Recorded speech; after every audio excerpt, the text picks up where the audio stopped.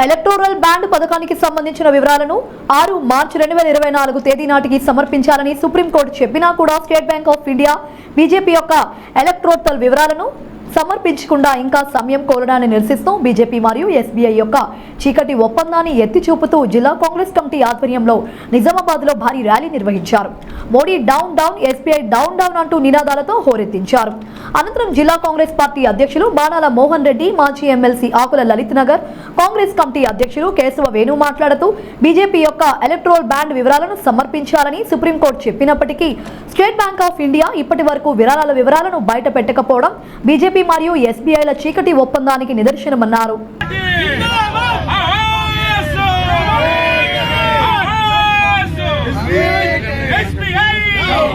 బీజేపీతో కుమ్మక్కైన ఎస్బీఐ, బీజేపీతో కుమ్మక్కై వివరాలు తెలియజేయని ఎస్బీఐ, బీజేపీతో కుమ్మక్కై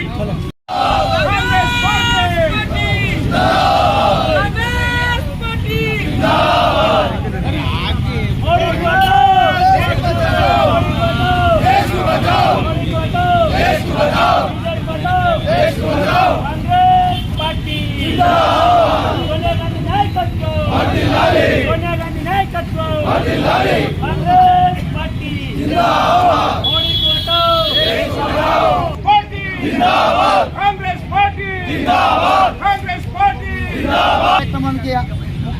హాజరైనటువంటి పెద్దలు అక్క లలితక్క గారికి, అదేవిధంగా నగర కాంగ్రెస్ అధ్యక్షుడు సోదరుడు కేశవేణు గారికి, రత్నాకర్ గారికి, నగర కాంగ్రెస్ కార్యకర్తలకు, జిల్లా కాంగ్రెస్ కార్యకర్తలకు, నాయకులకు, మండల కాంగ్రెస్ అధ్యక్షులకు, అదేవిధంగా బ్లాక్ ఈరోజు ఈ దేశంలో నరేంద్ర మోడీ యొక్క దుర్మార్గ పాలన గత 10 సంవత్సరాలుగా కార్పొరేట్ కంపెనీల నుంచి దోచుకొని బీజేపీ పార్టీని ఆర్థికంగా పరిపుష్టి చేయాలనే ఒకే ఒక కారణంతో ఎలక్టోరల్ బాండ్ల పేరుతో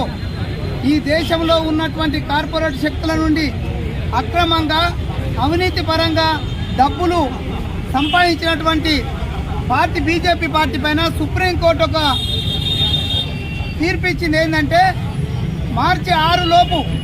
ఎస్బీఐ అనే సంస్థ ఏ పార్టీలు ఎన్ని రూపాయలు ఎలక్టోరల్ బాండ్ల పేరుతో చందాలు వసూలు చేసాయో ఆ వివరాలు ఇవ్వమని చెప్పింది.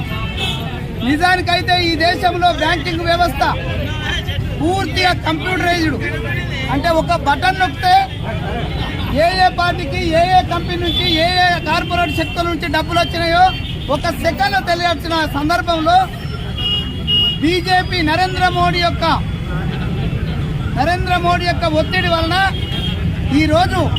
ఎస్బీఐ అనే సంస్థ, బ్యాంకింగ్ సంస్థ, ఆయన ఒత్తిడికి లొంగి ముందు పార్లమెంట్ ఎన్నికలకు ముందు బీజేపీ పార్టీ నరేంద్ర మోడీ ఆధ్వర్యంలో అక్రమంగా సంపాదించిన డబ్బుల వివరాలు ప్రజలకు తెలియకూడదనే ఒకే ఒక కారణంతో ఎస్బీఐ సంస్థ కోర్టులో 6 తారీఖు నాడు వివరాలు వెల్లడించేది ఉండగా 5వ తేదీ రోజు ఈ దేశ అత్యున్నత న్యాయస్థానమైన సుప్రీంకోర్టులో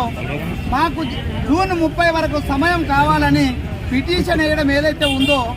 అది చాలా దుర్మార్గమైన చర్య. ఎందుకంటే గతంలో పుస్తకాల నుంచి రాసేటి కావు ఈరోజు అకౌంట్స్. కేవలం కంప్యూటర్లో బటన్ నొక్కితే రావాల్సినటువంటి అకౌంట్ల కొరకు ఇంకా 2 నెలల 3 నెలల సమయం ఎందుకు అవసరం పడ్డదో ఎస్బీఐ సంస్థ ఈరోజు ఈ దేశ ప్రజలకు చెప్పాల్సిన అవసరం ఉంది. అంతేకాదు ఖచ్చితంగా ఇందులో గతంలో ఎన్నికలకు ముందు కాళేశ్వరం కూలడంతో కేసీఆర్ యొక్క అవినీతి, ఆయన అక్రమ దందాలు బయటకు వచ్చినాయి. ఈ రోజు ఎలక్టోరల్ బాండ్ల విషయాలు తెలిస్తే ఈ మోడీ 10 సంవత్సరాల కాలంలో